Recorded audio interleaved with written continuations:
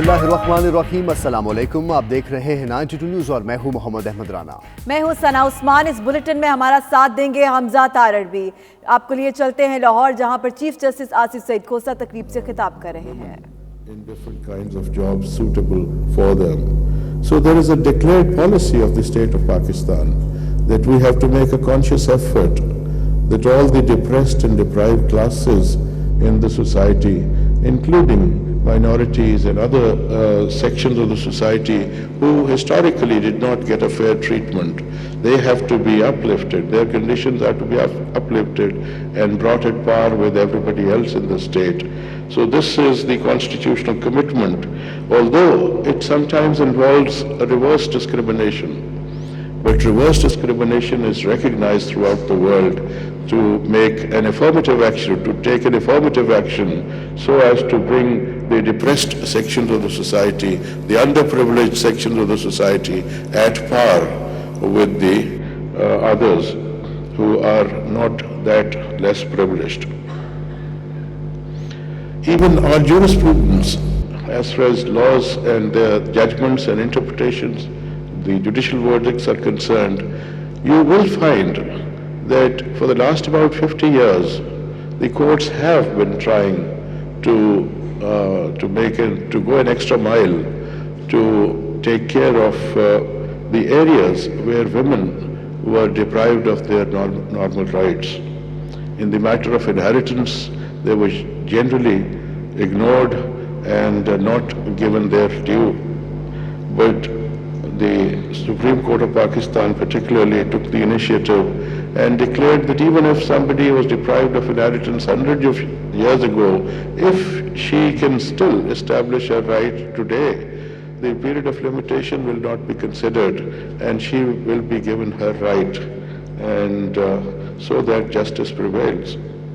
Then in the matter of transactions, in the matter of alienation of property, the Supreme Court and the judiciary in general has been very careful that if the rights of some Pardanasheen lady were involved, then the courts will take extra care to make sure that she had proper legal advice before her name was used for alienation of property.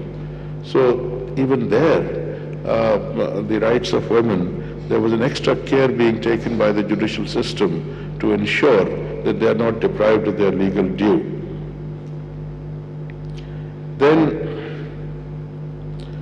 in the criminal side, even the sentencing policy, the sentencing guidelines, which were judicially introduced by the Lahore High Court, and I was the author of that judgment, we took care of women convicts and provided that as far as women are concerned and the children are concerned, if they indulge in such an activity and they are convicted, their sentences will be 1/3 less than the sentences of male convicts, male persons who were convicted. So in every way, we are trying to look after the weaker section of the society so that it is no longer weaker.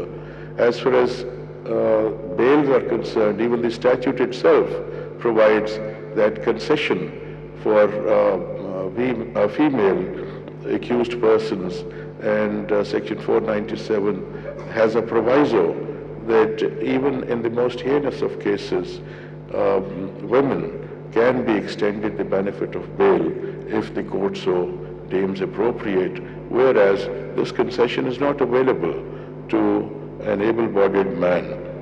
Although for men and women, there is another category if they are sick or they're infirm. But being a woman itself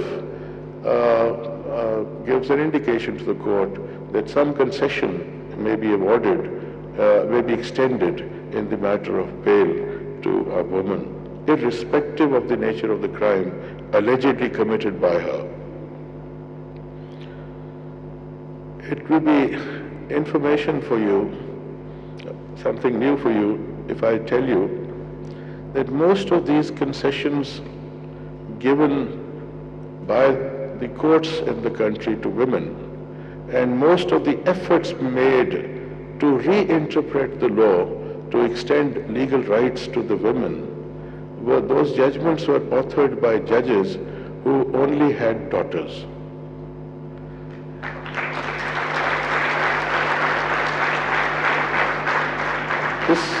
This I'm sure you don't know.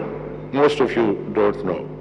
Mr. Justice Muhammad Afzal Ullah, he was blessed with daughters only. And he was the one who gave this breakthrough to women as far as inheritance rights are concerned.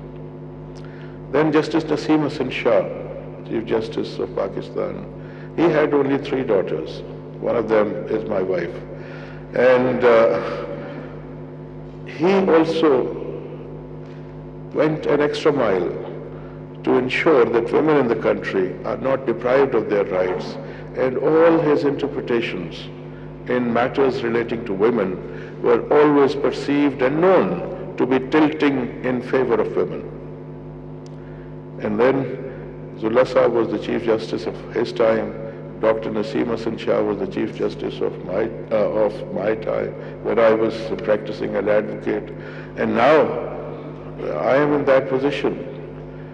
And everybody in the legal profession would know that I also have the same tilt because I have just 2 daughters. So there is a strange connection moving, and maybe somebody can undertake a study worldwide that who were those judges who who broke away from the traditions and took an extra step to interpret the law in a way that women's rights are secured. So this is a piece of information which I wanted to share with you.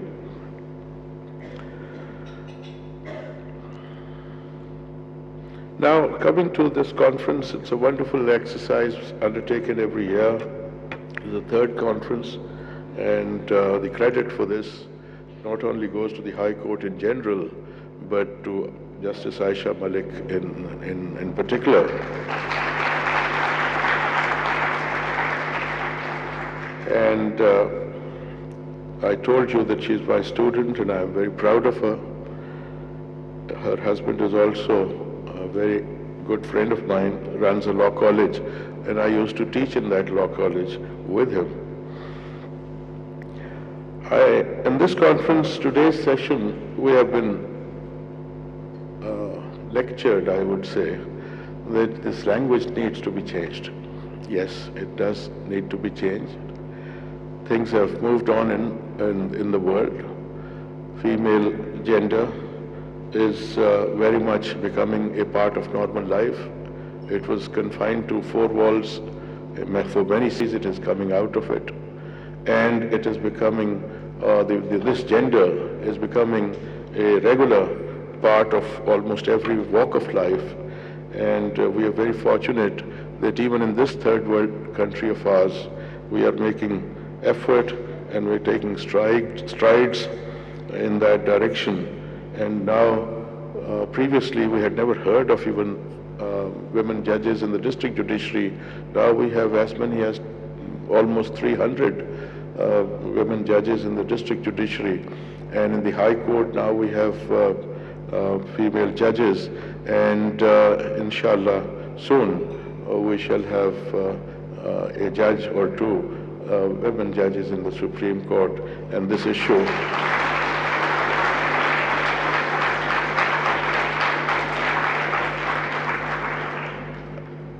I had an opportunity to to propose the names of 2 judges in the Supreme Court, and I can only reveal to you that while selecting names, some female candidates were being actively considered. So maybe it will materialize next time. But one thing that I have noticed as far as women judges are concerned, because they work in an environment which is dominated by men, we have been told in the courtrooms, in the whole system, there are men everywhere and just a few women. Women judges were expected to be very compassionate, very kind, very considerate, like mothers.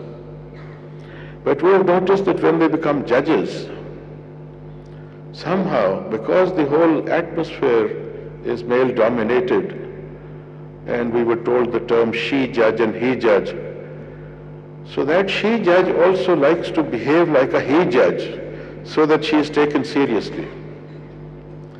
This is one thing which we have noticed, that she does not even smile in the courtroom lest anybody else may get some impressions. Male judges don't have that problem. They would cut jokes with the lawyers, they would relax the atmosphere, and they'll be comfortable with everybody else appearing in the court. But a female judge, somehow, she has to change her personality. She has to become an iron lady, and so that nobody messes with her. So this is something which I wanted to discuss with you. That just relax. Don't become he judges. You are she judges because you are better in many things. You are compassionate.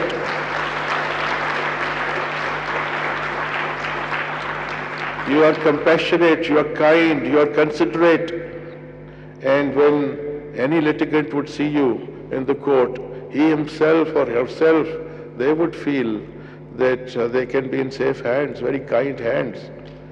But if you start behaving like a bigger he judge than the he judge, and you don't like lawyers to even smile at you, they don't want you to make a very comfortable conversation with you in the courtroom, unless the atmosphere is relaxed, even the judges can, even the lawyers cannot come out of their best. The atmosphere has to be very relaxed in a courtroom so that the litigant feels comfortable and the lawyers also can come up with whatever they want to say in support of their clients. But if the judge is stern, I've seen women judges who have a very stern look. So please, relax. People will respect you, people will be very, very considerate towards you just because you are women judges. You don't have to impose yourself upon everybody and try to put on a show and be to represent yourself as something which you are not. So be women in the courtroom as well. Be relaxed and be yourself. Don't put on a show. That is one thing which I wanted to say to you, because this is not just in the courts, this is in the offices as well. And not to talk of Europe or America or other countries where things are much more relaxed now, and this is not something new. But in any third world country, when this kind of a step is taken, there's a lot of reaction. Should I tell you that we received 3 applications that some people wanted their cases to be changed from the courts of women judges. Why? Because the judge is a woman. That's it. They are just not comfortable. They can't see a lady sitting there as a judge. So the taboos, the social taboos take over. So it will take some time, but things are moving on and people are getting relaxed. And once they deal with you, and I'm sure this distinction between women judges and men judges will disappear. So I also had an objection to the word women judges conference. You are judges. So this is a contradiction in terms. We were told that we have to change the vocabulary. So you haven't. Please walk the talk. Act on what you tell us. And then Honorable Mrs. Justice Aisha Malik, kindly next time, this just Honorable Justice Malik, Aisha Malik, that's it. No women judges. You could coin some other phrase for it, but not a distinction based on gender. You can, I'm sure, with brilliant minds available, you can coin a different term for this kind of a forum.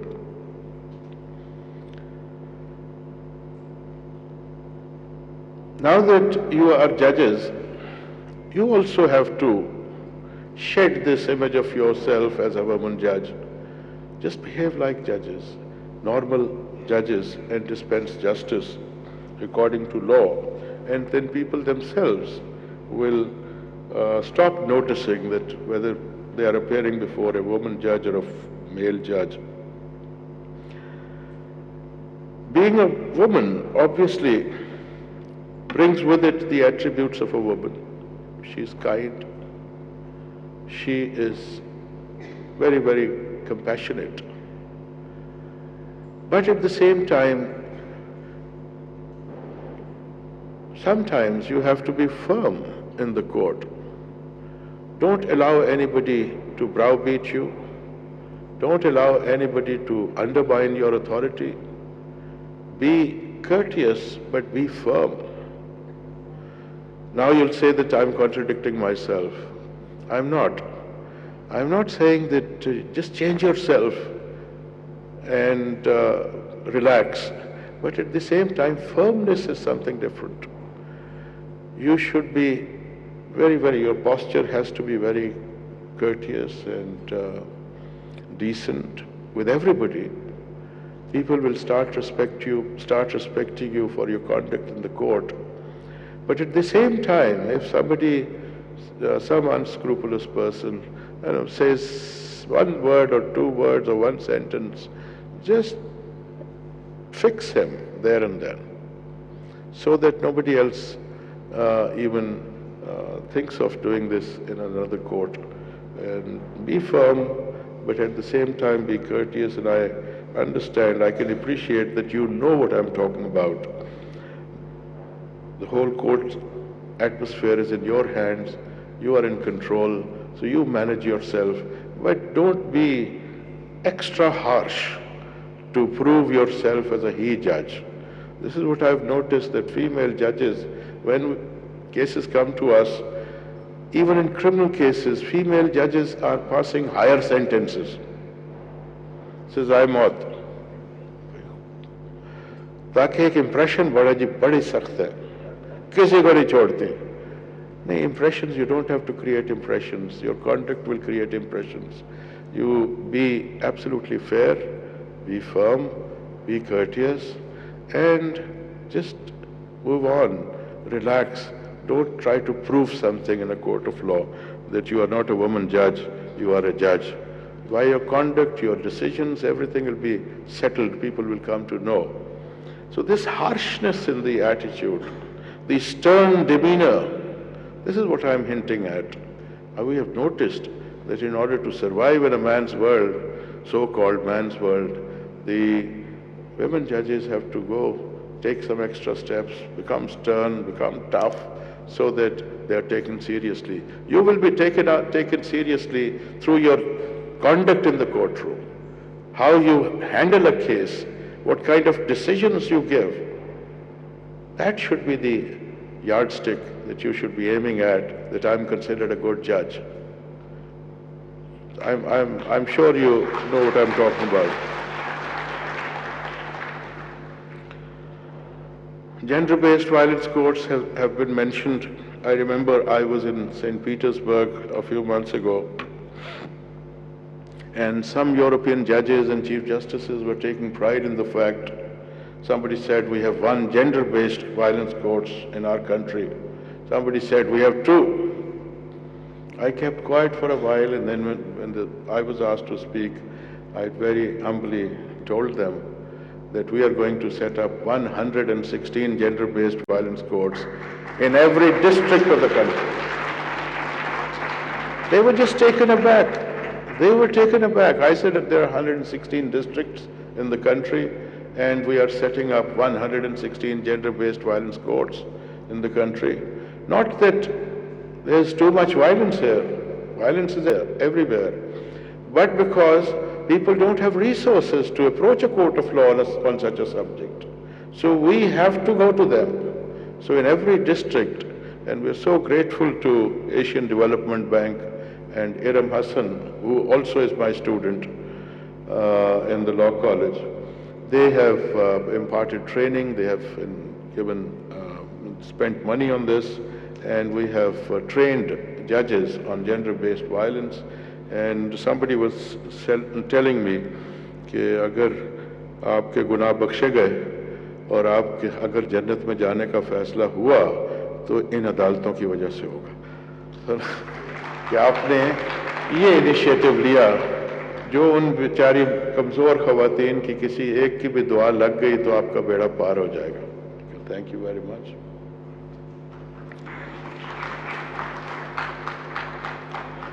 Then I just wanted to say something which is general in nature, applies to all judges. I'm very fortunate that about 300 judges are sitting here, irrespective of the gender.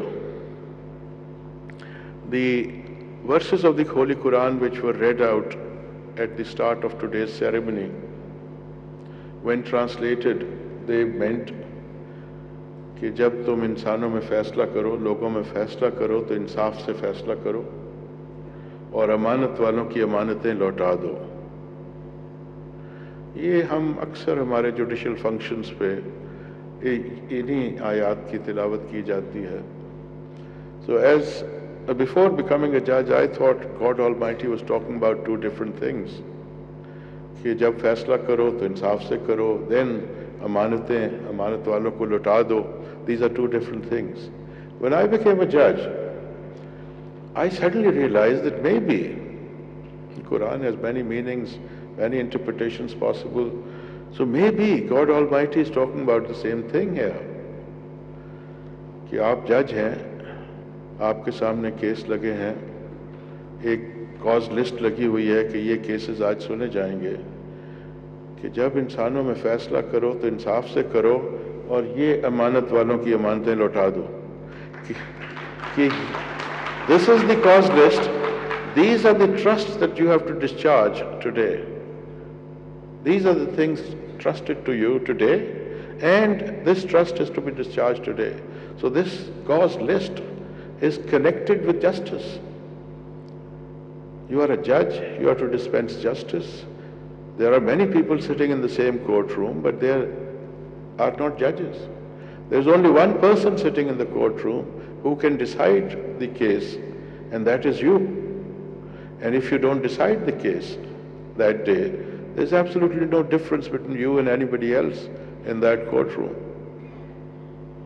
So at the end of every day, you have to take account of the fact how many amanats did you return, how many trusts that you discharged, which was an obligation on you. Not only that you have to do justice, but also it's a part of doing justice that you have to dispense justice, you have to deliver justice. You may be a just judge. You decide one case in a month and you are very just. Yes, very good of you.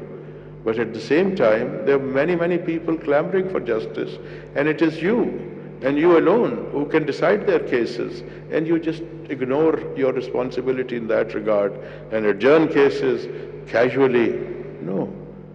Blackburn में आज़ाद उम्मीदवार पाकिस्तानी नजाद रिजवान अली शाह के election office की new bank road में इफ्तिताही तकरीब हुई। तकरीब में उनके हलके के अवाम ने कसीर तादाद में शिरकत की और रिजवान अली शाह की क़यादत पर एतमाद का इजहार किया। मज़ीद तफसीलात तनवीर नकवी की इस रिपोर्ट में देखिए। रिजवान अली शाह इमिग्रेशन एडवाइज़र और मशहूर सियासी और समाजी शख्सियत और ब्लैकबर्न से वाहिद ब्रिटिश पाकिस्तानी उम्मीदवार हैं। इफ्तिताही तकरीब से हाजी शेर आलम, राजा वसीम कयानी, चौधरी मोहम्मद इस्माइल, मलिक इब्रार समेत दीगर सरकर्दा शख्सियात ने खिताब किया। Do we not vote for people to represent us on matters which affect us because we are not sure about how to deal with them? You appoint people like councillors, you appoint people like MPs. The reason for that is because there are some issues that we don't understand and we want them to represent us in those matters. आपने काम करना है, काम करेंगे तो इंशाल्लाह labour को और टोरी को जो इतना मैसेज तो भेज देना कि हम एक हैं। ہماری تمام جو کوششیں اور تمام جو ہے نا سپورٹ رضوان علی شاہ کے ساتھ ہے۔ تقریب کے آخر میں رضوان علی شاہ نے خطاب کیا اور کہا کہ وہ پہلے بھی بلیک برن کے عوام کی خدمت کرتے رہے ہیں اور آئندہ بھی کرتے رہیں گے۔ یہاں پر جو پارٹیز ہیں، مین اسٹریم پارٹیز ہیں، وہ یہاں کے لوگوں کو بھول چکے ہیں۔ یہاں کے جو کینڈیڈیٹس ہیں وہ لوگوں کے مسائل سننے کو تیار نہیں ہیں۔ بلیک برن جو ہے یہ ایک ہب ہے، بزنس ہب ہے، لیکن لوگوں کی وائس نہیں ہے۔ تو میں یہ سمجھتا ہوں کہ میں یہاں کے لوگوں کی آواز ہوں، ان کے مسائل، لوگ میرے پاس آتے ہیں اپنے مسائل بیان کرتے ہیں، تو میں ان کے مسائل کو بہتر سمجھ سکتا ہوں۔ تو میری جو ہے وہ اپیل ہے تمام لوگوں سے، پورے بلیک برن کے لوگوں سے، کہ 12 دسمبر کو جب الیکشن ہے تو باہر نکلیں، اپنا ووٹ کاسٹ کریں، اور ہمیں پورا یقین ہے جو کمیونٹی نے میرا ساتھ دے رہی ہے، کمیونٹی پوری ویلکم کر رہی ہے جس طریقے سے ہمارا ہر جگہ پر ہو رہا ہے، تو مجھے اس بات کا پورا یقین ہے کہ یہ الیکشن ہم جیتیں گے۔ حلقے کی عوام کا اس موقع پر کہنا تھا کہ رضوان علی شاہ انسان دوست لیڈر ہیں اور توقع کرتے ہیں کہ وہ اسی طرح عوام کی فلاح کے لیے کام کرتے رہیں گے۔ زیادہ امیدوار جو ہمارے ایشین میں یہ کھڑا ہوا ہے، اس کی ہمیں پرزور جتنا بھی ہو سکے اس کی مدد کرنی چاہیے۔ ان کا مزید کہنا تھا کہ 12 دسمبر کا سورج رضوان علی شاہ کی فتح کی نوید لے کر طلوع ہوگا۔ امریکہ میں نبی آخر الزمان صلی اللہ علیہ وآلہ وسلم کے سیرت عام کرنے اور امن کا پیغام دینے کے لیے انٹرنیشنل پیس مشن کے زیر اہتمام 12ویں میلاد النبی پیس کانفرنس کا انعقاد کیا گیا، جس میں پاکستان سمیت دنیا کے مختلف ممالک سے مذہبی شخصیات نے شرکت کی۔ اس پیس کانفرنس کا احوال بتا رہے ہیں خرم شہزاد۔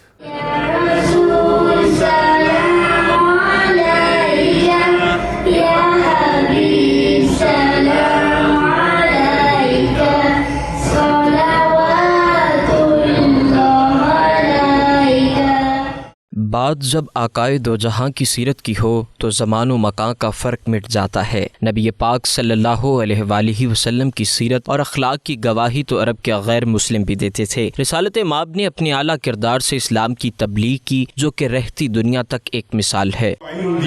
احسن من القمر، میں نے فیصلہ کر لیا چاند نہیں رسول اللہ خوبصورت۔ امریکہ میں سیرت طیبہ سے نوجوان نسل کو روشناس کروانے اور غیر مسلموں کو اس سے آگاہی دینے کے لیے انٹرنیشنل پیس مشن کے زیر اہتمام ہر سال میلاد النبی پیس کانفرنس کا انعقاد کیا جاتا ہے، جس میں ورجینیا، واشنگٹن اور میری لینڈ سمیت امریکہ کی مختلف ریاستوں سے شہری اور کئی ممالک سے سرکردہ شخصیات خصوصی طور پر شریک ہوتی ہیں۔ گزشتہ روز ہونے والی پیس کانفرنس میں ڈائریکٹر جنرل اوقاف پنجاب ڈاکٹر طاہر رضا بخاری، معروف دینی اسکالر محمد بن یحییٰ اور صاحبزادہ عدنان قادری بھی شریک ہوئے۔ دنیا بھر کے بڑے معروف دینی اور روحانی اسکالر جناب محمد بن یحییٰ نینوی تشریف لا رہے ہیں، ان کا خطاب ہوگا۔ ڈاکٹر طاہر رضا بخاری ڈائریکٹر جنرل اوقاف پنجاب وہ تشریف لائے ہوئے ہیں، صاحبزادہ عدنان قادری تشریف لائے ہوئے ہیں۔ تو یہ انشاءاللہ پورے ورجینیا کی ایک یادگار محفل ہوتی ہے، اس کا لوگ سارا سال انتظار کرتے ہیں۔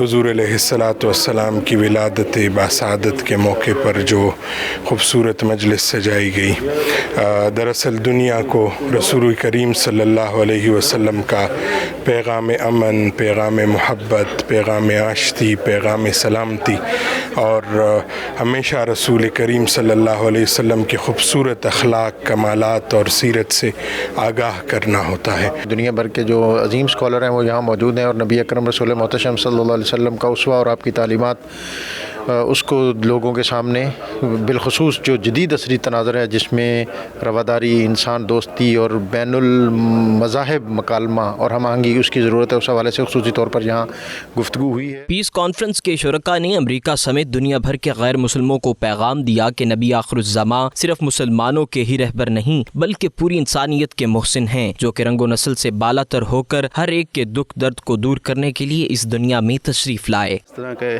ایونٹ ہونے چاہیے اور جگہ پہ بھی کہ اسلام کا میسج دوسرے امریکن یوتھ تک پہنچے۔ recite naats and we do tilawats and we have a ziyarat at the end and it makes it really important for us.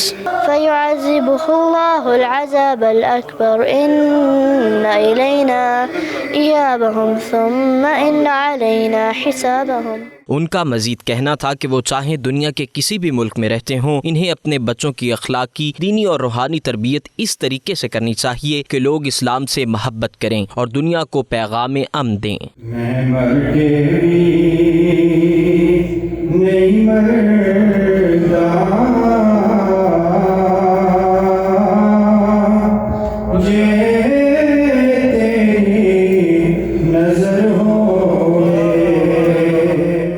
इस कॉन्फ्रेंस का लोग सारा साल इंतजार करते हैं ताकि इस कॉन्फ्रेंस से तरजीहात तय हो सकें और नफरतें खत्म करके दुनिया के मुंतशिर लोगों को अमन का पैगाम दिया जा सके। Khurram Shahzad, 92 news, Washington.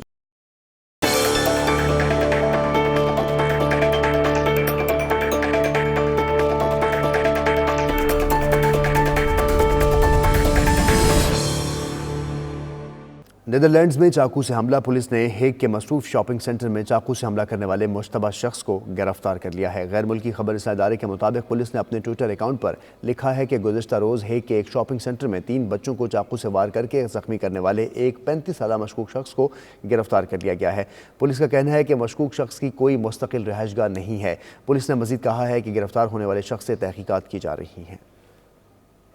फ्रांसीसी दारकूमत पेरिस में पाकिस्तान पीपल्स पार्टी के यौम तासीस की मुनासबत से तकरीब का एहतमाम किया गया है, जिसमें सीनियर ओहदेदारान शरीक हुए। मज़ीद अहवाल राजा हबीब की रिपोर्ट में। पेरिस के नवाही इलाके बोबिनी के मुकामी रेस्टोरेंट में पाकिस्तान पीपल्स पार्टी के यौम तासीस की मुनासबत से तकरीब का एहतमाम किया गया, जिसकी मेज़बानी और सदारत साबिक कोऑर्डिनेटर पाकिस्तान पीपल्स पार्टी यूरोप कामरान यूसुफ घुम्मन ने की। तकरीब में पीपल्स पार्टी फ्रांस की नुमाया शख्सियात ने शिरकत की। इस मौका पर नारों की गूंज में यौम तासीस का केक काटा गया।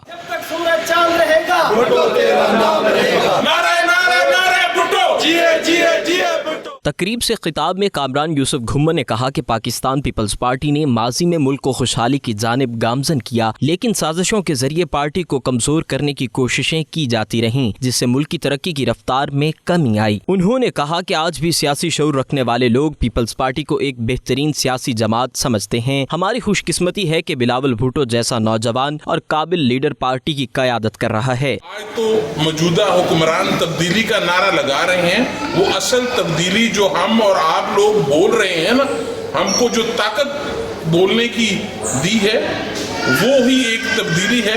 असल में वो तब्दीली जुल्फ़िकार अली भुट्टो ने आवाम को दी। यूसुफ घुम्मन का मजीद कहना था कि आइंदा इंतखाबात में पाकिस्तान पीपल्स पार्टी तमाम सूबों से भारी अक्सरियत के साथ कामयाब होकर विफाक में हुकूमत बनाएगी और बिलावल भुट्टो वज़ीर आज़म बनेंगे। इस बुलेटिन से फिल वक्त इतना ही। बाखबर रहिए और देखते रहिए 92 न्यूज़ UK।